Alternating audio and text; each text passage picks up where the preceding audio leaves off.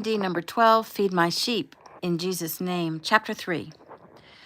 The group of young people had barely risen up off their knees when Keegan poked his head into the kitchen. Hey, kids, Gabe. He looked into his son's eyes. There was pain there, but also gratitude. So, I'll be at the hospital with your mom and new brother and sister. Lizzie is very concerned about your homecoming being ruined. Dad, seriously? He smiled. You know your mom, always concerned about everyone else. Anyway, I promised her I'd tell you about all the snacks that she made up as an appetizer for dinner, and that Jody is expecting you all next door, and she desperately wants you all to go to the inn and have a good dinner and be together with all the people who love us. He glanced at his watch. And really, there is no time for the snacks because it's dinner time. We will FaceTime with you in a little while once we hear what the doctors have to say. Though, as far as I'm concerned, when the best doctor in the world tells you everything is going to be okay, then I'm inclined to believe her. The group chuckled and nodded at that statement. Anyway, Gabe, your sisters are out on the porch waiting for you. They got a glimpse of the babies and they got to give Mom a quick kiss before they put her in the ambulance. They are desperate to see you. Gabe nodded. I'm desperate to see them too. Why don't they come in? Well, they went back outside at first because the house was full of paramedics and equipment. And now they're just sitting and talking and praying and giving themselves a minute to get themselves together. Gabe nodded. Yeah, I get that for sure. Give me a second to get myself together too. Keegan nodded and looked at the other young people in the room. And thanks, kiddos, for being such a great support for Gabe and for us all. We're family, young Eric said quickly. We'll always be here for all of you. Keegan smiled. Young Eric was so much like his father. Thanks. Okay, I'm off. Gabe stepped forward and Keegan embraced his son. Welcome home, Gabe. His voice broke, and he cleared his throat as he hugged his son vigorously, patted his back, and finally stepped away, looking deep into his eyes. Words would never be enough to express the way Keegan felt about this fine young man he was honored to call his son. And then it hit him, the words God spoke, first when Jesus was baptized, and then again at the Transfiguration. This is my beloved Son, in whom I am well pleased. Keegan looked up and nodded. I'm starting to understand, he whispered. Understand what? Gabe asked.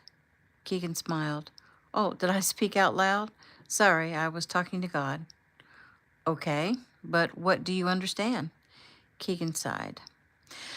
I'm beginning to understand how God the Father feels about his son Jesus when he said, This is my beloved Son, in whom I am well pleased. Gabe's eyes filled with tears, and he looked down, humbled by the sentiment. And young Eric reached up and put his hand on Gabe's shoulder. I think that is about the coolest thing I've ever heard a father say to a son. Gabe sniffed and smiled and nodded in agreement. Keegan briefly hugged Gabe again and left the house. Gabe took a deep breath. He went to the kitchen sink and splashed some water on his face, then grabbed the kitchen towel and dried his face. He started to put the towel back on the knob of the cabinet door where his mom always hung the kitchen towels, but he stopped. He could almost hear her voice. Gabriel Tanner, that towel is now dirty. You'd better put it where it belongs and get a clean towel out and hang it up. Yes, ma'am, he whispered. He smiled and did as she would have asked, then turned toward his guest. So, let's go say hello to my sisters, and then we'll all head over to the inn, I guess. They all nodded and headed out the front door. Rose was leaning against a truck in the driveway, talking to the guy Gabe only met by phone a few weeks ago. Violet and Daisy were sitting on one of the two porch swings, and it looked like they were having a prayer. Gabe looked out toward the drive. Gabe! A little girl screamed. Gabe smiled at the little girl who was being held by Lily, who immediately set her down. Gabe! Gabe! Gabe! Gabe! Iris screamed again and again as she ran up the front walk toward the porch as fast as her little, almost 3-year-old legs could carry her, which was amazingly fast. Gabe ran down to meet her, lifted her up, and swung her around high in the air. She shrieked with joy. Then he cuddled her close and kissed her cheeks. Hey, my little flower, he said softly. I missed you, Gabe. I missed you too, baby girl.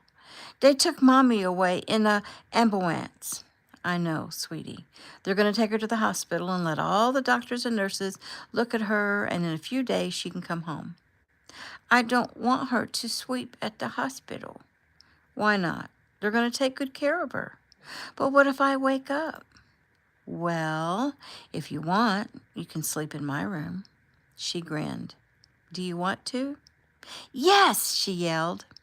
Rose, Violet, Lily, and Daisy all approached and circled around Gabe.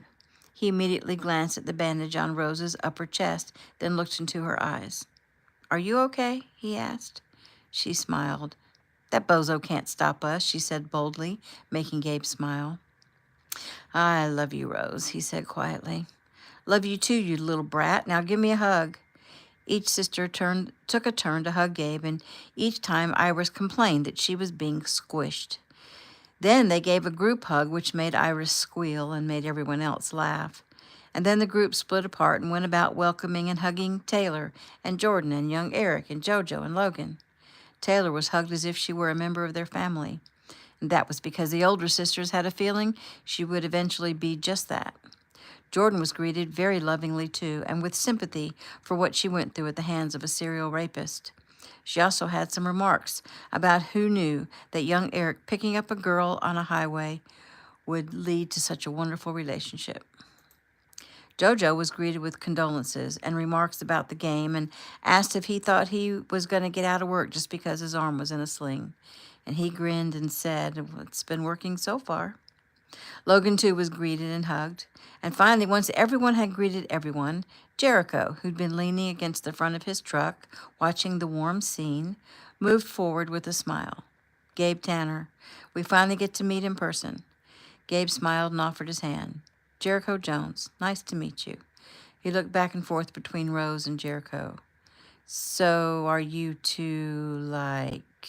Rose jumped in. Gabriel Tanner, will you stop? I can't believe I'm going to have to beat you the very first day you come home. Gabe chuckled, as if. He smiled at Jericho. So, fill me in. Jericho shrugged. We're friends. He waited a beat. For now. Are you moving a little slow? Oh, stop, Gabe, Violet said. It took you 17 years to ask Taylor out. The others standing around all laughed, and Gabe nodded. You got me there. Young Eric spoke up. Jericho? I'm Eric Kino. He extended his hand. It's very nice to meet you, Eric. I actually know who all of you are. You are the newest Kino Challenge champion with a movie coming out. He extended his hand to Logan. And you're the amazing singer and musician, Logan Adams. I follow you on social media. He looked at JoJo. And you're his brother, the Heisman candidate and QB for USC. They shook hands. He turned to Taylor. And you're Taylor Kino, Eric's sister and Gabe's girl. And you're Jordan Brooks, who spoke so brilliantly at the press conference after Eric was kidnapped. He shook both girls' hands. JoJo studied the man. You look very familiar. Rose nodded. He's the twin brother of Joshua Jones. Miami's Joshua Jones? Jericho nodded. That's right. Jericho played football too in high school, but he got injured and missed his window, Rose said. JoJo nodded. I guess we have something in common. Yep. God must have something different in store for you. You are a leader and definitely a huge influence on the young boys of this country. JoJo didn't respond. Well, Lily said, let's get over to the inn and have some dinner. Now that I know Mom's okay and Rose is okay and little Gentian and Isaiah are okay, I'm suddenly starving. Besides, I cooked a lot of the dinner, and it's a meal fit for a king. Everybody get in the bed of the truck, Jericho said, and I'll run you over there and drop you off. You're not staying? Gabe asked. No, I promised Rose I'd take care of some things at the center. We had a rough day and didn't get done what needed to get done. Heck, it took us half the day just to clean the oil off the floor. Oil? Get in the truck. Rose can tell you everything that happened. New scene. Keegan watched the nurses take care of his children. They were gentle but quick and efficient. They weighed them and cleaned them and took blood from them, and finally, once dressed and swaddled in their tiny blankets, they were laid in the bassinets. One of the nurses came out to speak with him. Mr. Tanner, your daughter is 5 pounds 1 ounce, and your son is 5 pounds 4 ounces. The doctor will be here in a minute and will do an examination, and then we'll bring the babies to your wife. Though I'm told that Dr. Kino examined them and already told you that they seem to be in perfect health. They are fine big babies for being twins, and they are already sucking and breathing well. Congratulations. Keegan nodded. Thank you. I'll go tell my wife. How long do you think before you bring them to her?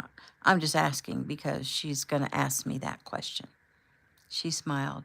About 30 minutes to an hour. Okay then. Thank you. Keegan walked briskly to Lizzie's room and peeked in. She was being examined. Her doctor smiled at him as he quietly eased into the room. How's she doing, Doc? Keegan asked. She's doing well, except for the tumbles she took that gave her a bump on the head and messed up her back. Even with that, she's going to be back to her old self very soon.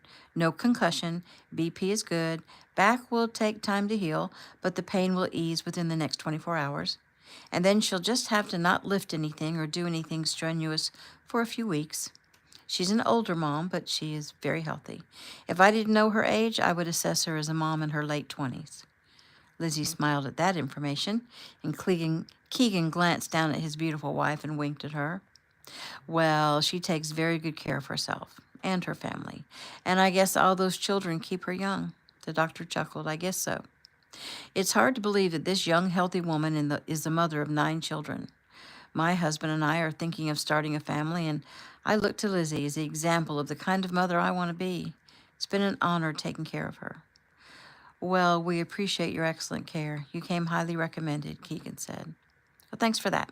So I'm going to get home to my husband now, but Lizzie, she began, turning to smile at her patient, if anything changes, if you suddenly feel dizzy or nauseated or in pain, you don't hesitate to call the nurse, and you have my number if you need to reach me in an emergency. When do you think I can go home? Lizzie asked. Is tomorrow a possibility? The doctor smiled. Well, let's see how you're doing tomorrow and how the babies are doing. It's a possibility, but probably a far-fetched one. Lizzie frowned. My son is home. I understand. Lizzie, get some rest. I'd rather find something to eat. I'm starving. Well, that's a good sign. I'll check on you tomorrow morning. Keegan shook the doctor's hand and then turned to his wife. Hello, my love. He bent down and kissed her. Have you seen the babies? I just came from the nursery. How are they? When can I see them? He chuckled. They are strong and healthy, and they'll be here within an hour. She relaxed and sighed. I'm so glad you're here. Where else would I be? She shrugged. Off on assignment or something. He frowned. I haven't been off on assignment in a long time. I've been working from home for months. I know, but seeing Bradley brought it all back to me. You know, all the babies coming when my husband is away. Seeing Bradley? Maybe you'd better start from the beginning. Oh, yeah. You don't really know what happened. Let's remedy that. She smiled. She loved it when he was demanding and in business mode, a little gruff, a little impatient. It always made her smile. Let me see. I took a delicious nap and was headed downstairs to get the snacks laid out for Gabe and the other kids. I dropped my phone at the top of the stairs and it fell all the way down the steps. By the way, I don't know where it is and it's probably broken. Noted. Continue. She giggled. Anyway, then somehow I just fell. I mean, I took one step and I don't know what happened. Maybe I stepped out too far. I just tumbled down. I literally fell head over heels. I remember thinking that I'm going to fall all the way down and break my neck and I need to stop the fall. So I reached out trying to grab the rail and somehow I did. But it jerked me to a halt. And I was upside down on the stairs and my back hurt so bad. At first, I couldn't even move to get turned around, but I finally made myself do it no matter how much it hurt. And once I got turned, I tried to ease down the steps, but I couldn't move. And then the contractions started, and then my water broke, and I think I cried. You think? He said with a smile. I was so scared that I was going to have the babies right there on the stairs before anyone would come home and find me. I thought they would come out and tumble down the stairs and die. Oh, honey. He leaned over and ran his hand over her head and then held her face. Sweet Elizabeth, I'm so sorry. I should have had someone with you. Nonsense, she said shortly. Anyway, as I sat there, I started getting nauseated, and I knew my blood pressure was dropping, and it made me pass out, and that's when things got crazy. I felt as if I left my body. Suddenly, I wasn't on the stairs anymore. I was lying down in a beautiful, lush, green field. The grass was so soft. I was so relaxed, and there was no more pain. It was lovely. And then Gabe was there. I heard him call me, and I opened my eyes, and he was there. And I told him I'd missed him and how soft the grass was, and he started yelling at me, calling me. I lifted my head up off the grass, and I could see the tree, the beautiful giant tree with all of these amazing branches and beautiful leaves. And I told Gabe I could see his tree, because I had a knowing it was the same tree he saw when he was in a coma. I knew Gabe was crying or praying, but I wanted him to know I was okay. I was fine. I felt so good. And then I looked up, and Bradley was standing over me, and he smiled and knelt down in the grass beside me. I asked him if it was really him, and he said yes. He said, "Hello, Lizzie." And I knew it was him. I'd forgotten what his voice sounded like, but when he spoke, I knew it was really him. Did he say anything else? He told me that everything was going to be okay and that the girls needed me. He also said he'd met Gabriel and he was a fine young man. Keegan's eyes teared up. Gabe was praying. I could hear him, but I couldn't see him. I think other people were praying too, and then suddenly Bradley was gone and Jesus was kneeling in the grass beside me. Wow. She blinked and tears spilled over her cheeks. He said he loved me. He said he knew I was tired, and if I wanted to come home, I could. But if I wanted to stay with my family and keep fighting the darkness alongside of them, I could do that too. It was up to me. I had a choice. What do I choose? She stopped talking because the sobs overtook her. And Keegan sat down on the side of the bed and pulled her gently to him and held her against his chest. And when she finally quieted, he spoke as he held her. "And I'm guessing you chose to stay with us?" She sniffed. "Yes," she whispered. It felt good there. It felt so warm and joyful, and the love I felt for Jesus was overpowering, and the love he had for me was the best feeling I've ever felt. But still, I couldn't stand the thought that my children and my husband would be so sad, and that they would be fighting a hard battle without me. I mean, I'm not a coward. I could hear Gabe crying, begging me to stay with him. I've missed him so much, and he was pleading for me to not leave him and not leave our family. So staying here with my family seemed to be the only choice I could make. He rubbed his hand over her back and then pulled her away so he could see her face. "Thank you, Elizabeth," he said softly, as a tear ran down his own face. She wiped at his tear. "Oh, honey, I didn't mean to make you cry." He shook his head. "These are tears of gratitude. Thank you, Elizabeth, for choosing our family. You chose us over your own comfort. And you know what? That isn't so hard to believe. You always choose us over your own comfort. Thank you, baby. Thank you for staying here with us. Elizabeth, I love you so much. I thank God for you every day. But I think I might start doing that 100 times a day." She sniffed. "I love you too, Keegan. I'm so grateful for you. Oh, my goodness, you're such a good man."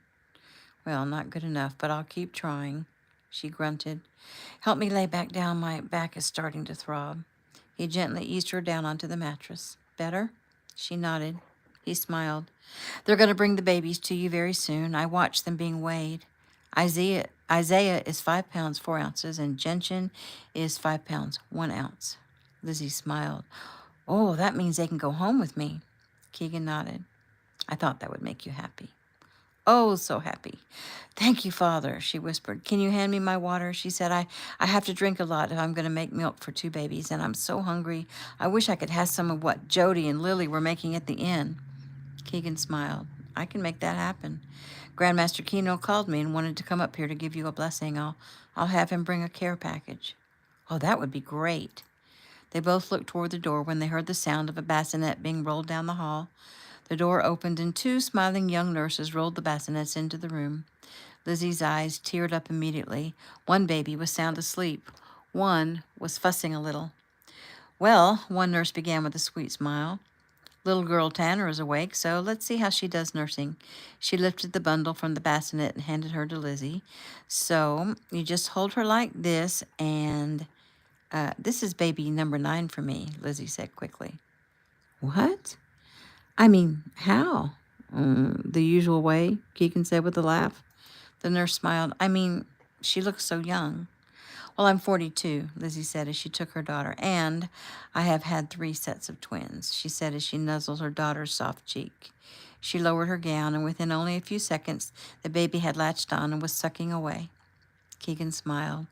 He went to the other bassinet and lifted his son up into his arms. He was in heaven.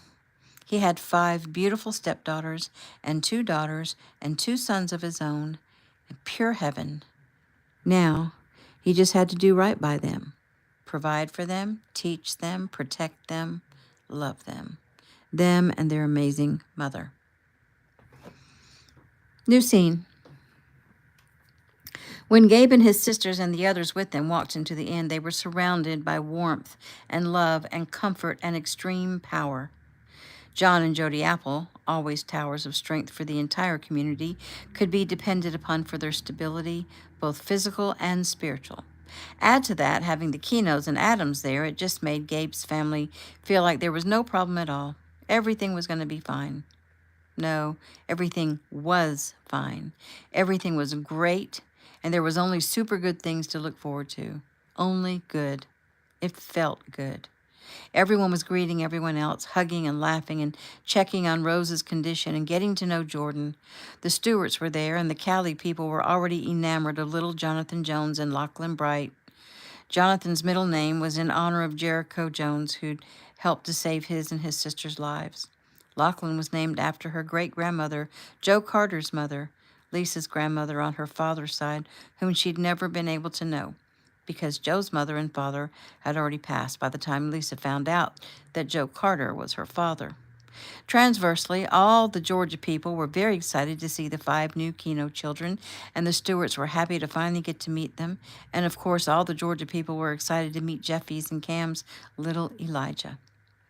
And while everyone was greeting everyone and cooing over babies and speaking to little ones, Gabe looked up and couldn't hold in the whoop and holler. He ran at the guy coming in the door. Peyton!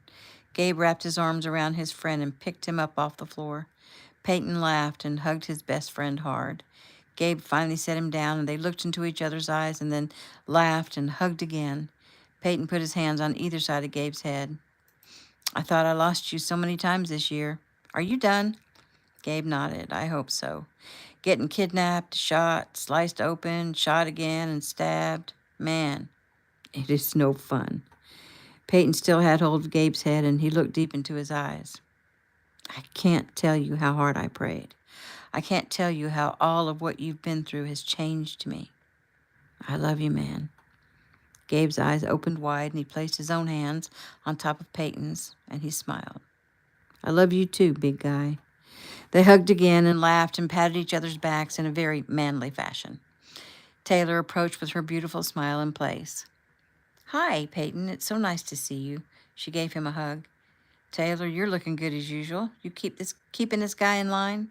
She smiled. It's probably the reverse. Is Avery with you? Peyton sighed. Nah. She went off to Auburn and met someone. You mean like another guy? He nodded. Taylor frowned. Must have been a pretty awesome guy to be able to steal her away from you. Peyton shrugged. I don't know about all that, but really, I asked Avery to the prom, and we just sort of stayed together. It wasn't like you two. Taylor nodded and took Gabe's hand. There's not many like us. I agree, Peyton said. Gabe noticed that along with Peyton was his brother Lucas, his mom Rebecca Murphy, and right behind was Agent Dalton. Well, now, Assistant AIC Dalton. Peyton, we need to find time to sit and talk, and you can tell me all about how baseball is going and how much you miss your old shortstop. Peyton nodded. We'll definitely have to find some time, though it's going to be a busy week. Go greet everyone else. We'll talk again. Gabe shook his hand and hugged him again and headed to see Agent Dalton. He approached his old bodyguard with a smile. Dalton, he said warmly, his hand extended. Gabe, are you behaving? I'm trying to. Congrats on your big promotion. Thanks. I owe your father my life. Well, I'm just glad God put you in his path, Gabe said quickly, trying to put the kind acts of his father into perspective. Dalton nodded. Me too. And I thank God for that every day. Gabe nodded over at Mrs. Murphy. Did I see you two come in together? Dalton smiled. Sharp as always, Gabe. Yes, I got up the courage and asked her out, and yeah, poor thing, I guess you could say. How big of a thing? Gabe asked. Kiddo, you've always been so pushy. Gabe grinned. So it's a very big thing? Dalton sighed. Since I met her because of you, I guess I'll tell you. The way things are going, and if all goes well through Christmas, I'm going to ask her to marry me. Gabe grinned. So cool. Does anyone else know? Your dad knows. That's all, and let's keep it that way. Yes, sir. So where are you going to live? I mean, after you get married. Dalton shook his head. See? Pushy. Well, you got to think about these things, right? I am thinking about it. We'll probably sell her little house and we'll buy a new home. There's a really nice subdivision being built a couple miles out past the high school. Those homes are looking nice. And once I ask Rebecca to marry me and she says yes, then I'll make that suggestion. And if she doesn't want to live there, we'll find a place nearby because she doesn't want to leave Pine Forest. Gabe grinned. Assistant AIC Dalton, I am so happy for you. Dalton nodded. I went from being a drunk, homeless military vet living on the streets to a respected position at a world-renowned company, making good money, where I can entertain the thought of buying my own home and supporting a wife. Like I said, I count my blessings every day, and I'll do anything to repay your father. You have repaid my father. All he really wanted was to see you doing well. He's probably told you to stop thanking him and, pay it forward, right? Dalton smiled. You're a chip off the old block. Now, that is a great compliment. They both turned as Jody and John Apple welcomed everyone to the inn. John said because he doesn't often have the opportunity to do so, he'd like to call on Grandmaster Kino to bless the food. And once the blessing was said, they were invited into a delicious buffet of all the holiday season traditional foods one could think of in November. Milena approached Jojo and smiled up at him. Jojo, you're looking good, she said softly. He smiled and nodded. Thanks, Lena. How you doing? She nodded. I'm good. He looked her over. The beautiful girl with an adorable pixie face and voluptuous red curls hanging down almost to her waist. She was athletic and tough. She was tall, about the same height as Jordan, and slim and simply gorgeous. She'd been one of his first crushes. She was young, actually, just turned 21 on Friday. Her Marine Special Forces husband, also young, was currently in Afghanistan. How's Jake? Have you heard from him lately?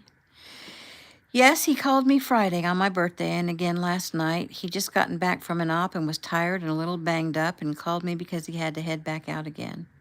He looked into her eyes. Are you worried? She sighed. I try not to worry, but I admit I'm a little stressed. Oh, I think that's understandable. She smiled. But it actually helps me to be able to watch you play ball. It takes my mind off things for a while. She put her hand on his good shoulder, and I just want to say, Jojo, that you were amazing Saturday. Everything you did, you were fantastic. You are so talented, so good at what you do. Your skills are amazing. He chuckled. Yup, right up until I threw an interception to lose the game. She laughed. Well, in fairness, you didn't actually throw it.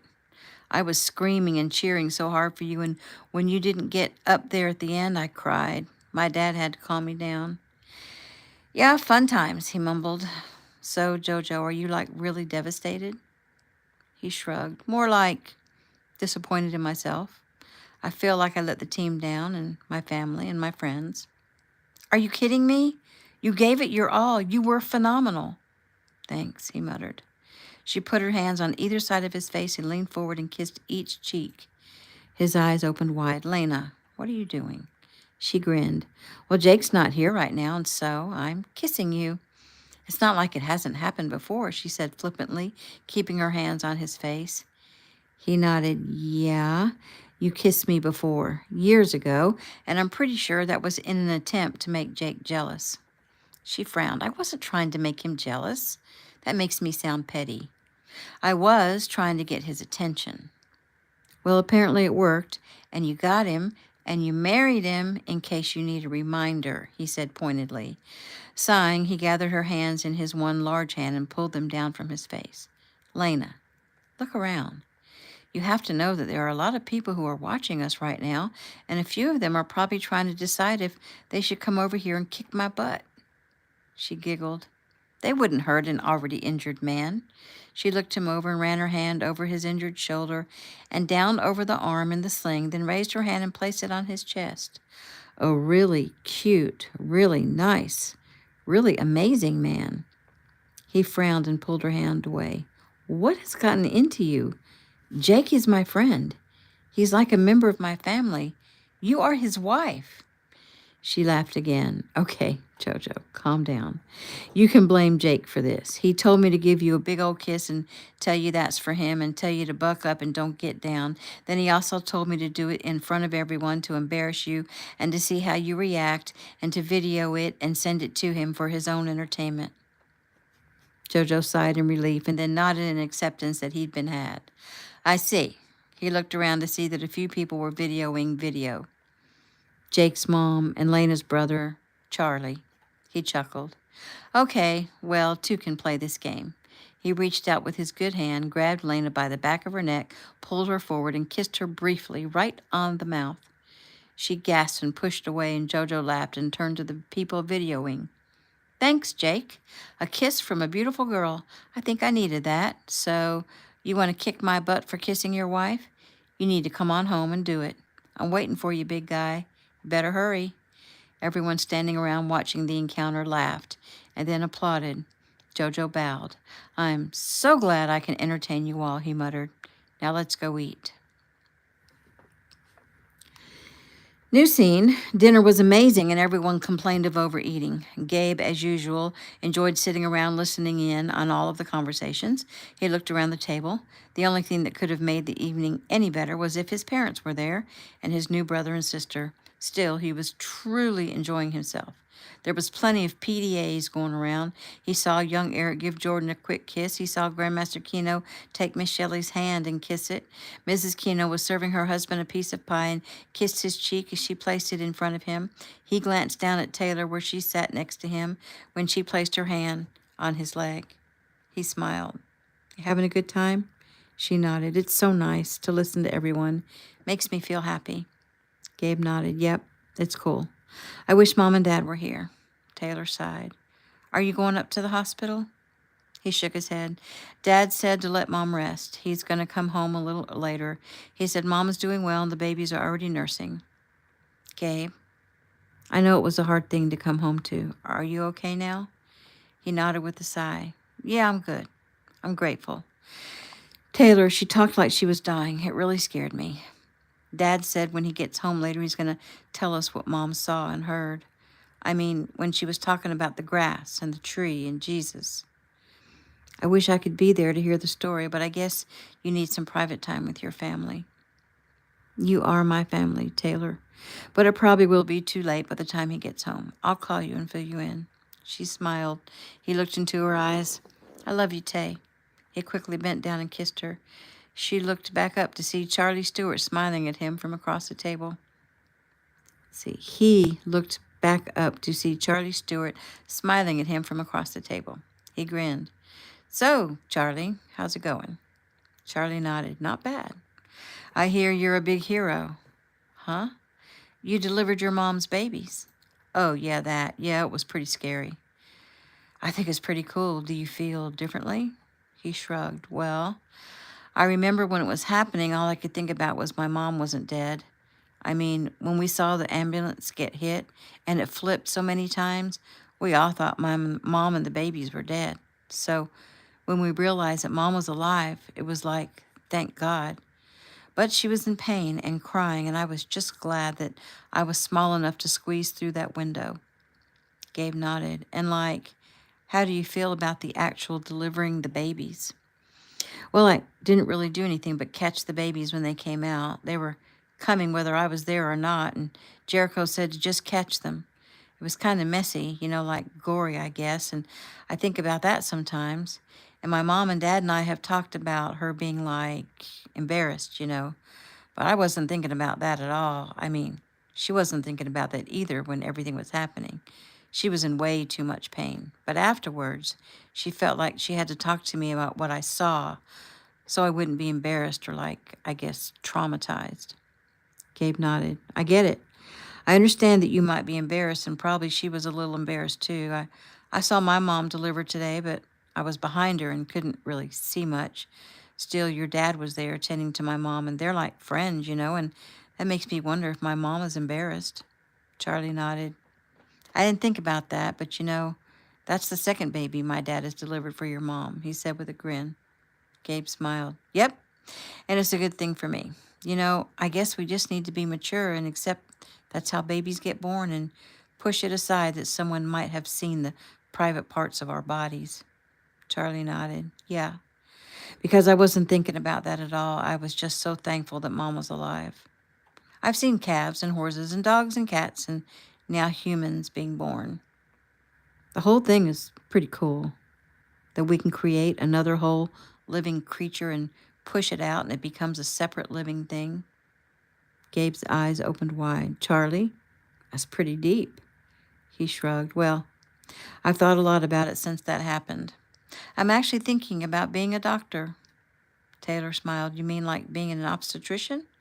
Charlie nodded. Yeah. I'm not sure yet. I'm not sure if I'm smart enough, but I'm going to look into it.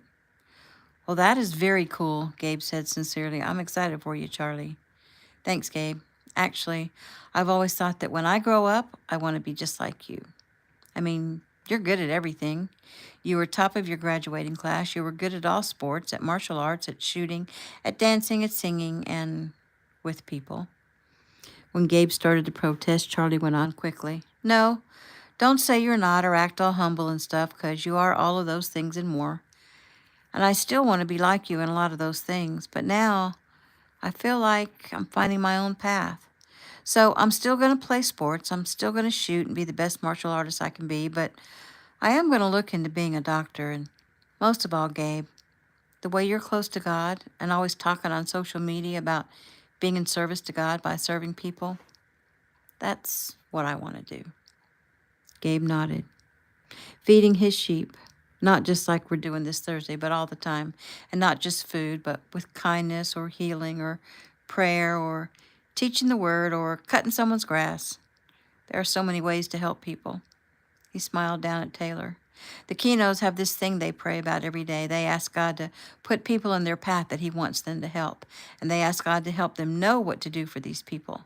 So when they run into someone on the street or in the grocery store or someone sitting on the side of a gas station, they take notice and they ask God what He wants them to do. So that means almost every day they're busy with helping someone.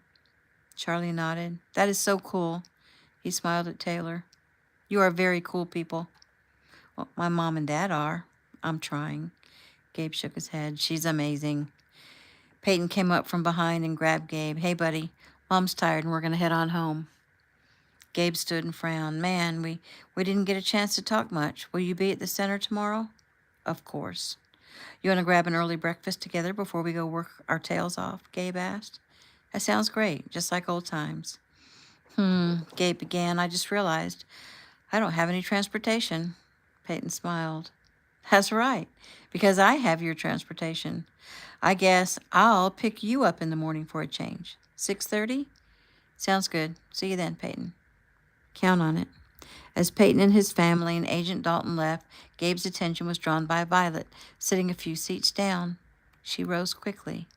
CJ, there you are. She went to him as he came into the room. CJ Blackman smiled. Hello, Vi, he said softly and leaned down to brush a soft kiss over her cheek. Sorry I'm late. I had a little glitch with my assignment, but that's over, and guess who I'm assigned to protect now? He asked as he ushered her away to talk privately. He escorted her to a love seat in the main lobby/living area and sat down with her. Who? Violet asked. You. Your father feels like after today and after speaking with the Kinos, we need to go back to full protection for the family until whoever hired that guy to hurt Rose today is found. Violet nodded. Are you only protecting me? Yes. And Thompson, McCree, and Diaz are on Rose, Days, and Lily, respectively, and your father has your mom, and I don't know who will draw Gabe. She nodded thoughtfully. Well, if you're going to be with me all day, every day, well, I spend a lot of time with Rose, and so does Jericho, which means you'll be around Jericho. CJ nodded. I'm a professional. I can handle myself. She sighed. CJ, you know, This can't go on. Whatever the problem is with Jericho, I wish you would just tell me. The problem is not exactly with Jericho, but this is not the time to have this discussion, Violet. She looked up expectantly. Then does that mean you will make a time for us to have this discussion? He sighed and brushed his hand over her cheek. We'll see. Violet smiled at the handsome Ameritech agent. He was tall and strong and had dark brown hair and eyes. His face was handsome, masculine, and when he smiled, he melted her heart. But he hadn't smiled much lately. She put her hand on his cheek. CJ, you know you can tell me anything, right? He blew out a breath and didn't answer her. She looked into his eyes, and when she realized he didn't answer because he didn't believe he could tell her everything, she pulled away. Well, that actually hurts. Violet, I don't mean to hurt you. I love you, baby. Please believe me. Well, I want to believe you, and I love you too, Carson Josiah Blackman. But I feel we are at a standstill in our relationship. If you don't believe you can tell me what your problem is with Jericho, then I'm at a loss. I don't know where to go from here. I'm tired of walking on eggshells around you two. I'm tired of you sulking when he's around. There's a darkness that comes over you. What did he do to you? You know, Rose is interested in him, and if he's a bad guy, then I want to know. What did he do? He didn't do anything, Vi. Just leave it. Her eyes filled at the harshness in his tone. How can our relationship go on any further if you can't even tell me about something that happened in your past? I mean, you won't even tell me about your family. A relationship can't have secrets. Unless those secrets are yours, right? He countered. What? I don't have any secrets. I'm an open book, Violet said. Really? So tell me what happened in New York. She blinked up at him. She opened her mouth to speak, but couldn't because the emotion was choking her. She took several breaths. You know what, CJ? I've had a pretty hard day today. Someone tried to kill my sister, and my mother fell down the stairs and almost died, and I have 2 new siblings, and my brother is home, whom I've missed desperately, and I really don't have the energy to talk to you anymore. She turned to leave, and he caught her hand. Vi, wait. I'm sorry. This whole conversation is not what I had planned. She sniffed. I bet. I need to calm down. I'll be in the kitchen helping with the dishes. She firmly pulled her hand away and left. He watched her go. He did love her, and he wanted to ask her to marry him. Why did Jericho have to show up here in this little town of all places?